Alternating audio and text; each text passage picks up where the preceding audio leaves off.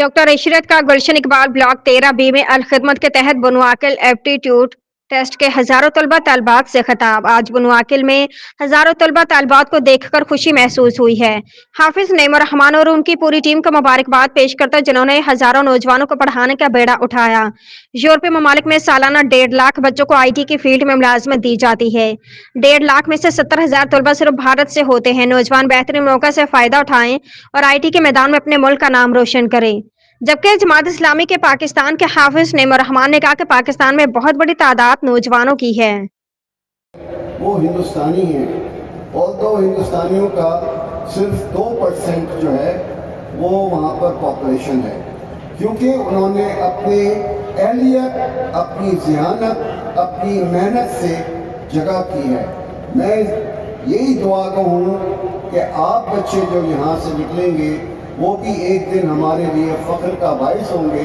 और मुझे ये पढ़ के बड़ी खुशी होगी कि कंपनी स्टार्टअप की है और वो यूनिकॉर्न जिसको कहते हैं बिलियन करना चाहता हूँ कि पाकिस्तान में 60% कोरिया इस वक्त वहाँ नेगेटिव पॉपुलेशन है, यानी पॉपुलेशन जो है वो गिर रही है। उनके पास अब बहुत ही ज़्यादा अपनी एथनिसिटी। इसमें यह है कि उम्मीद पैदा करें। नौजवानों को मैं देखता हूँ बड़ी तादाद में मौजूद है, चूंकि तालीम महंगी होती चली जा रही है, क्योंकि लोगों की दस्तरस से बाहर होती चली जा रही है।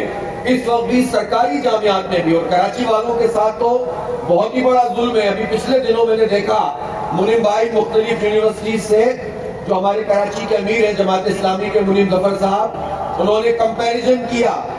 पता चला कि कराची में जो सरकारी यूनिवर्सिटीज में जो फीस स्ट्रक्चर है उसके बाकी यूनिवर्सिटियों के मुकाबले में इसी सूबे में वो 4-5 गुना यानी 400-500% ज्यादा फीस कराची के नौजवानों से वसूल की जा रही है। ये ज्यादती किसी सूरत में नहीं होनी चाहिए।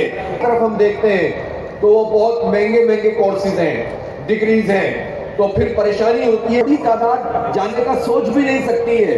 पाकिस्तान में जो लोग रहते हैं वो मिडिल क्लास और गरीब हैं, पॉवर्टी लाइन से। 10 करोड़ लोग एक मिनिमम जो एक मेयार बनाया गया है दुनिया में पैसे कमाने का,